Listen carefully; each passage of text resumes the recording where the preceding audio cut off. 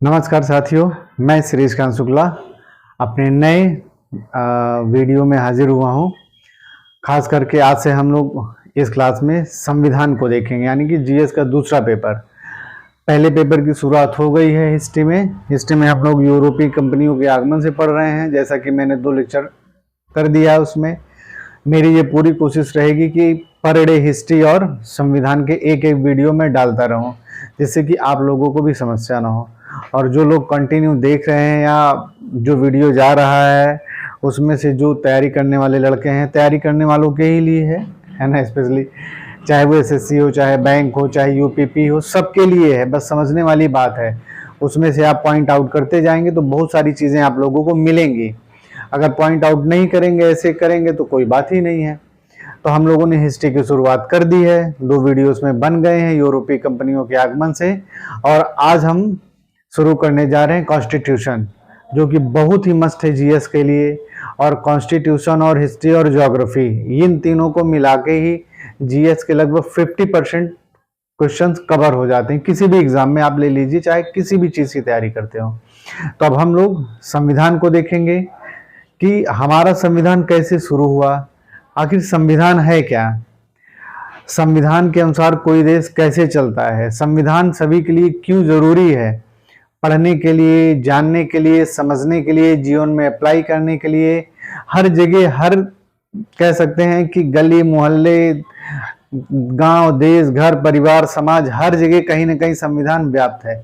और संविधान की एक छोटी से छोटी बात को समझना चाहिए, जानना चाहिए, एज ए सिविल होने के नाते, एज ए नागरिक होने के नाते, कि हमारे राइट्स क्या हैं। अगर हमें हमारे राइट्स नहीं पता होंगे तो आपको कोई भी मूर्ख बना के चला जाएगा। आप कहीं भी, किसी भी क्षेत्र में बिना अपने संविधान के अधूरे हैं।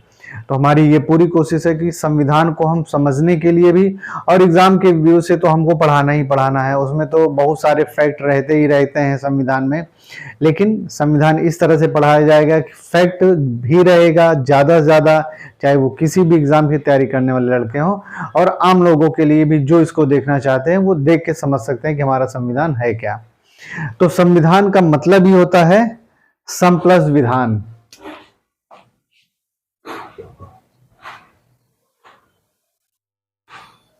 संविधान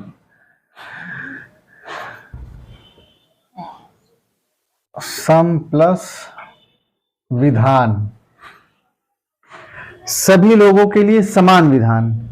यानी कि एक देश में रहने वाले अगर 100 लोग रह रहे हैं एक देश में, देश की भौगोलिक ज्योग्राफी में 100 लोग रह रहे हैं, तो उस 100 लोगों के लिए एक विधान होना चाहिए।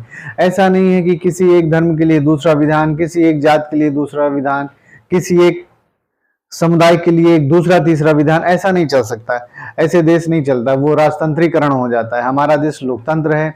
लोकतंत्र में हमारा एक बहुत ही प्यारा सा, सुंदर सा संविधान है।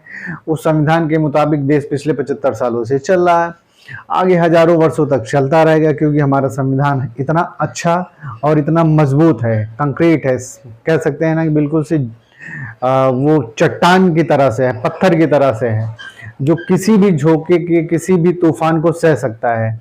जो उस पर चोट करते हैं उसको बड़े आराम से सह के निकल सकता है। हमारा संविधान इतना अच्छा है, हमारे संविधान निर्माताओं ने हमारे संविधान को इतना बढ़िया बनाया है। विश्व में हर जो संविधान निर्माता होते हैं, सभी लोग अपने अपने तरीके से बनाते हैं। हम अपने संविधान की बात करेंगे, भारतीय संविधान की बात करेंगे, जो क्वेश्चन पेपर में आते हैं संविधान से क्वेश्चन, उनकी बात करेंगे।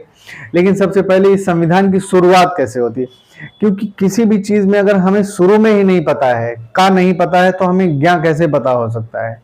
ज्ञा तक पहुंचने के लिए का तो होना ही चाहिए, का पता होना चाहिए। तो उसी अनुसार हमारा संविधान कैसे आया, कैसे लागू हुआ, क्यों जरूरी था, संविधान के निर्माण में किन किन लोगों ने योगदान दिया। स्वतंत्रता के पहले अगर आप देख लीजिए, स्वतंत्रता के लगभग 170-80 साल पहले से ही इसकी प्रक्रिया शुरू हो गई थी, संविधान बनने की प्रक्रिया शुरू हो गई थी। जो लोग संविधान पढ़े हैं, जो लोग जानते हैं, जो बच्चे समझते हैं, उनको ये पता है कि 1773 का रेगुलेटिंग एक्ट,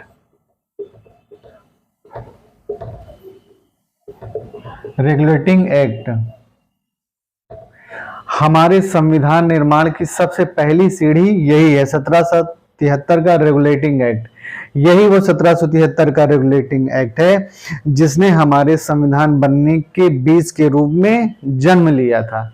और इसको किसने बनाया था? उसमें ईस्ट इंडिया कंपनी हमारे यहाँ शासन करने ही जा रही थी, कह सकते हैं। कर तो नहीं रही थी, हाँ बिल्कुल तैयार हो रही थी, बिल्कुल सूट बूट में तैयार हो रही थी ईस्ट इंडिया कंपनी हमारे देश में शासन करने के लिए। और खास करके तब, जबकि अगर आपको पता हो कि 12 अगस्त 1765, 12 अगस्त 1765 की ये जो डेट है, इतिहास के नजरिए से, इतिहास के दृष्टिकोण से ये बहुत ही महत्वपूर्ण डेट है। इसी डेट को क्लाइव ने मुगल सम्राट शाह आलम द्वितीय, जो उसमें कह सकते हैं कि बक्सर का युद्ध जीता गया था 1764 में, उसके बाद 12 अगस्त 1765 में इलाहाबाद की संधि हुई थी, जो भारतीय इतिहास के लिए बहुत ही इंपॉर्टेंट है। 12 अगस्त 1765 की वो संधि जिसने बंगाल, बिहार, उड़ीसा की दीवानी ईस्ट इंडिया कंपनी को दे दी। यानी कि इलाहाबाद की संधि के द्वारा मुगल सम्राट शाह आलम द्वितीय उस समय थे,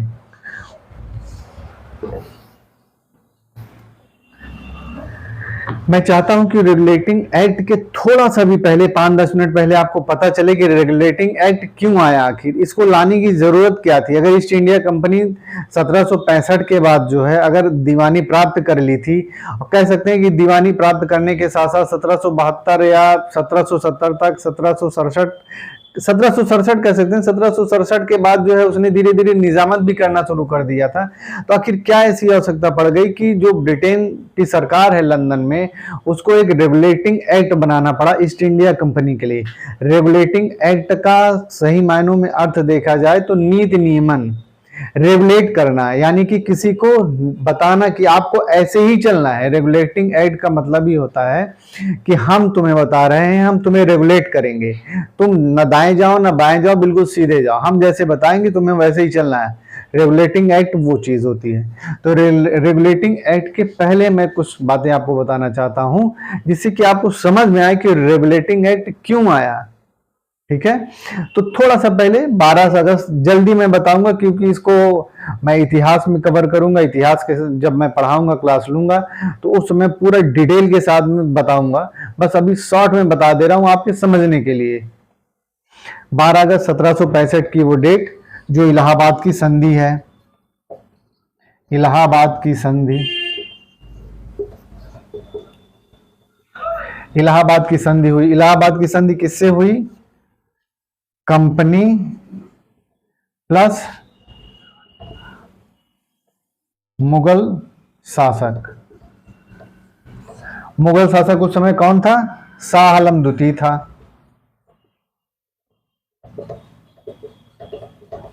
शाह आलम द्वितीय था। एक बात और, इलाहाबाद की जो संधि हुई थी उसमें शाह आलम द्वितीय तो था ही था, साथ में कौन था?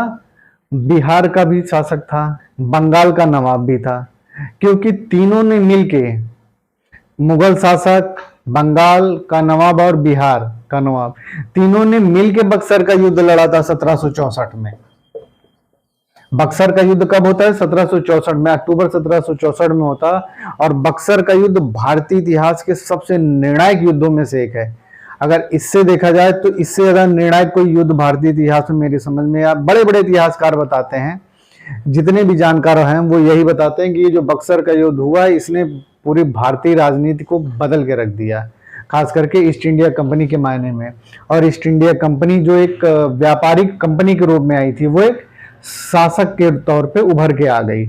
तो इलाहाबाद की संधि हुई, कंपनी से हुई, मुगल शासक शाह आलम द्वितीय था।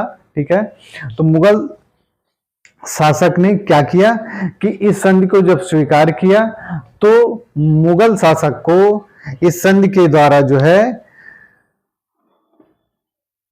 40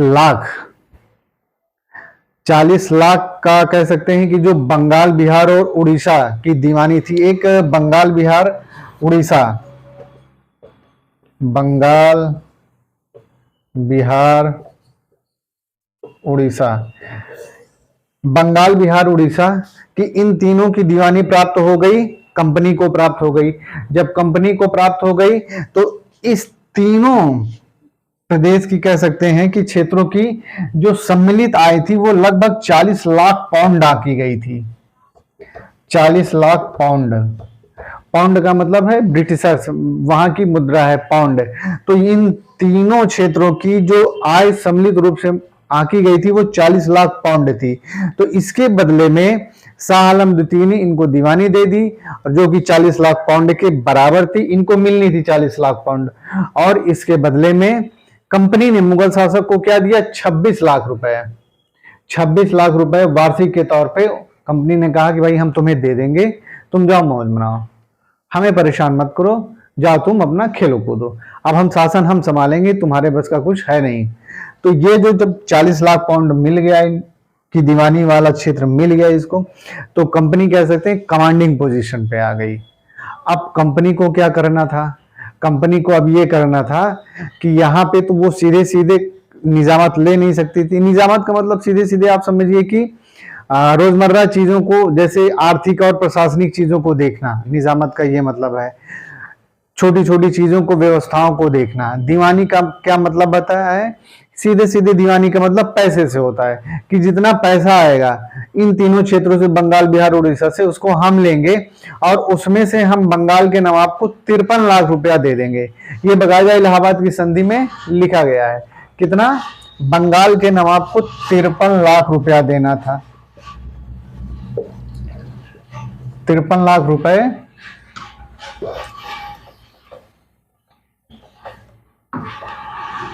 बंगाल के नवाब को देना था, वार्षिक देना था। यानी एक साल में कंपनी बंगाल के नवाब को 53 लाख रुपए देगी। किस लिए देगी, निजामत करने के लिए। तुम सब देखो ताको, अपने स्टेट का जितना खर्चा बर्चा है तुम इन 53 लाख रुपए में कर करा डालो, इसके अलावा फूटी कौड़ी तुम्हें नहीं मिलने वाली है। बदले में ये जो 40 लाख पाउंड का एरिया है ये कंपनी के हाथ में लग चुका है। उसमें से 26 लाख रुपया वो किसको दे रही है, मुगल सम्राट को दे रही है। जैसे मैंने पहले ही बताया, 26 लाख रुपया वार्षिक, 26 लाख रुपया वार्षिक किसको दे रही है, मुगल सम्राट को दे रही है।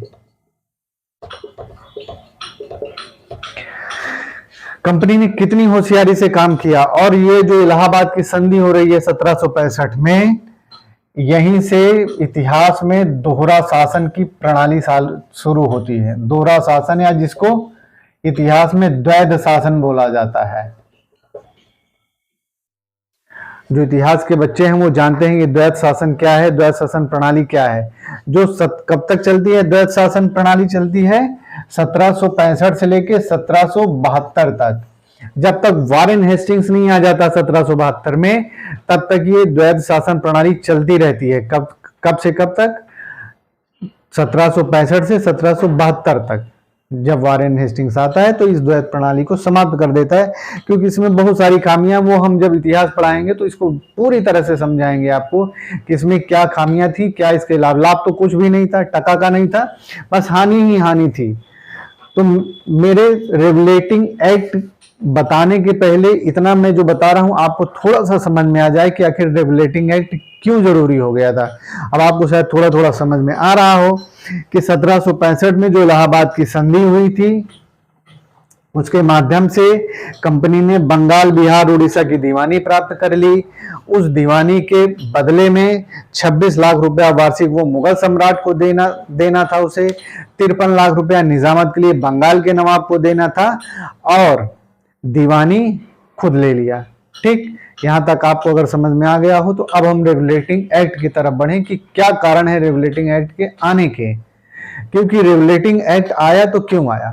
ठीक, अब 1772 आते आते, अभी मैंने जैसे बताया कि द्वैध शासन प्रणाली 1765 से 1772 तक। ठीक,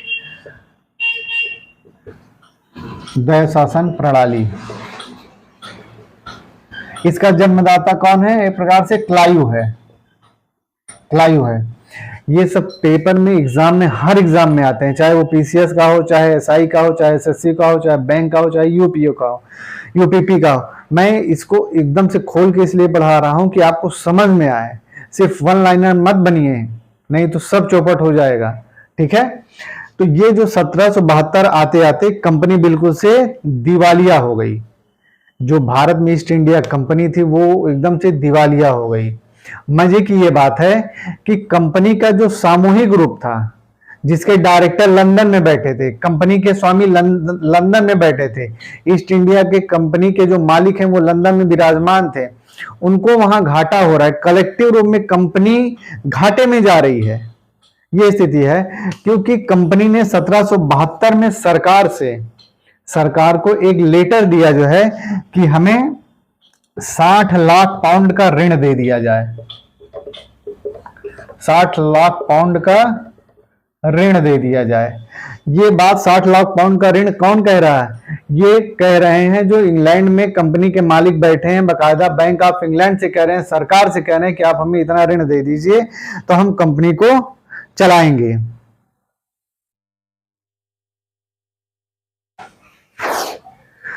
फिर क्या होता है जब ये स्थिति हो जाती है? तो इसके पहले ही 1767-68 के बीच में कंपनी ने क्या किया था? कंपनी ने ये कहा था कि हम 4 लाख पाउंड की वार्षिक, 4 लाख मैं लिख दे रहा हूं, 4 लाख पाउंड, 4 लाख पाउंड की राशि, 4 लाख पाउंड की राशि हम ब्रिटिश सरकार को देंगे।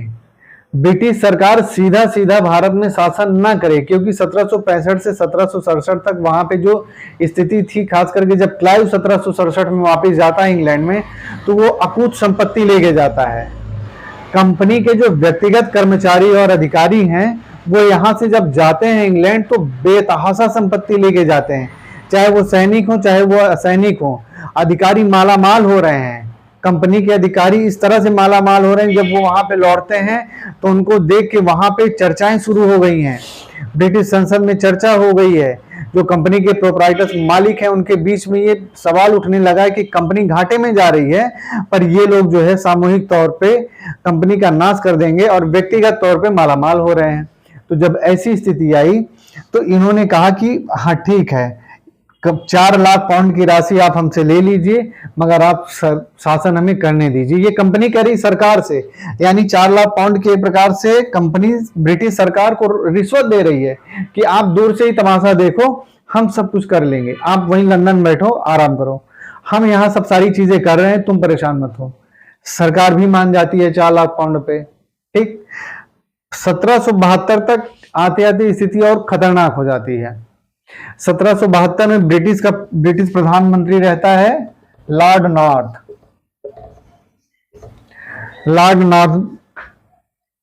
नॉर्थ रहता है ब्रिटेन का प्रधानमंत्री।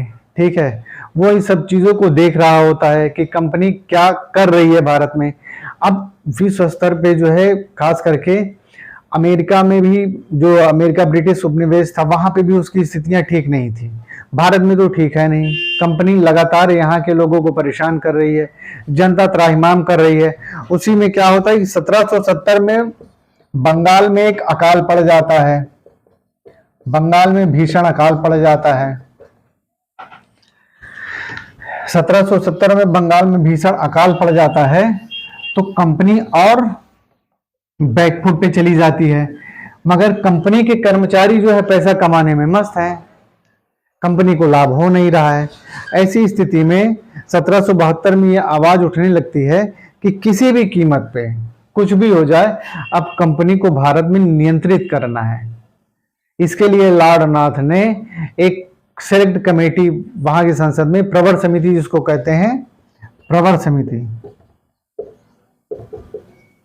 समिति में इस मैटर को भेज दिया और एक गुप्त कमेटी भी बनाई, गुप्त समिति भी बनाई, जो इस बात को देखती कि आखिर किन कारणों से कंपनी को घाटा हो रहा है। ठीक है, इन समितियों ने अपनी रिपोर्ट सरकार को सौंप दी। जब सरकार को सौंप दी तो वास्तविकता ये पता चला कि कंपनी बिल्कुल से दिवालिया हो चुकी है।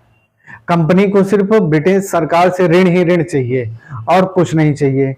यहां तक कि 1772 में फिर कंपनी जो है ब्रिटिश सरकार से कहती है कि आप हमें 10 लाख पाउंड का ऋण दे दीजिए। 10 लाख पाउंड का ऋण मांगती है 1772 में। और जबकि 1767 में कंपनी ही कहती है कि हम सरकार को 4 लाख पाउंड की वार्षिक राशि देंगे सरकार को नजराने के तौर पे। पर 1772 में आप देख रहे हैं कि 10 लाख पाउंड का ऋण फिर मांग रही है कंपनी।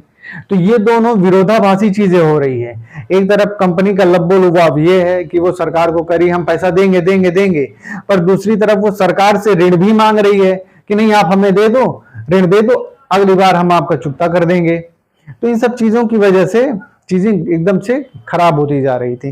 तो ऐसी स्थिति में लॉर्ड नाथ ने ब्रिटिश संसद से 2 कानून पास कराए। 2 कानून पास कराए। पहला कानून क्या था? पहला कानून यह था कि एक रेगुलेटिंग एक्ट का गठन किया जाएगा। कंपनी को देखने ताकने के लिए रेगुलेटिंग एक्ट बनेगा। ठीक है, यहीं से रेगुलेटिंग एक्ट की शुरुआत होती है। रेगुलेटिंग एक्ट बनेगा जो कंपनी को पूरी तरह से निर्देशित करेगा। यानी कंपनी को अब कंपनी मनमाना कुछ भी नहीं करेगी। अब सरकार बताएगी, सरकार के नुमाइंदे बताएंगे कि तुम्हें क्या करना है, तुम्हारी मनमर्जी बहुत हो चुकी है। ठीक है, एक तो ये बात हो गई। दूसरी बात ये हो गई कि एक मिनट थोड़ा सा, दूसरी बात ये हो गई कि कंपनी अपने तरीके से नहीं चलेगी।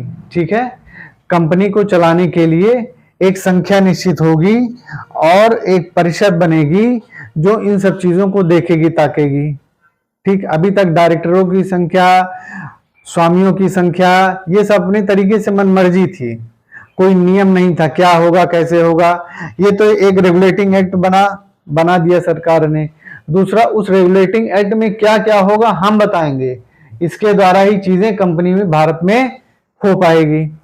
तो ये 2 चीजें 1773 के पहले होती हैं। ठीक है, जिसमें मैं बहुत शॉर्ट में बता रहा हूं, बहुत संक्षिप्त में बता रहा हूं कि रेगुलेटिंग एक्ट के आने के कारण क्या है।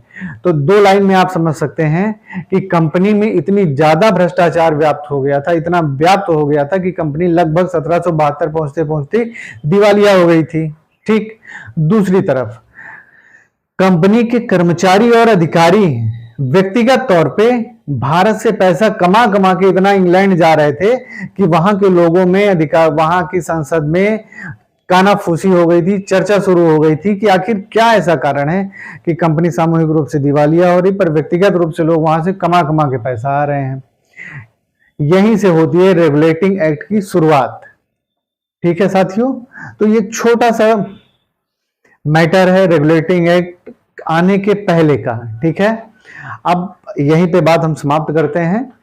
अब हम दूसरे वीडियो से पूरी तरह से प्रॉपर ये देखेंगे कि रेगुलेटिंग एक्ट क्या है, रेगुलेटिंग एक्ट में क्या क्या प्रावधान किए गए हैं, रेगुलेटिंग एक्ट से कुछ फायदा होता है कि नहीं होता है। तो इसको संक्षिप्त में बताने का सिर्फ एक कारण यह था कि आप चीजों को समझ सकें और थोड़ा सा कड़ियों को जोड़ेंगे तो बेहतर से बेहतर हो पाएगा। अन्यथा हम आके सीधे बता देंगे फैक्ट वाइज तो उसमें थोड़ी सी समस्या भी होगी। फैक्ट यहाँ पे मैंने आपको बहुत बताया है, जिसको लिखना हो, जिसको समझना हो वो समझ सकता है। बाकी मैंने ये कहा ना कि मैं हर चीज़ की पीडीएफ दूंगा, टाइम टू टाइम पे पीडीएफ आप लोगों को उपलब्ध होता रहेगा। तो ठीक है साथियों, फिर दूसरे वीडियो में हम जल्दी ही मिलेंगे कि रेगुलेटिंग एक्ट में क्या क्या प्रावधान थे। ठीक, नमस्कार।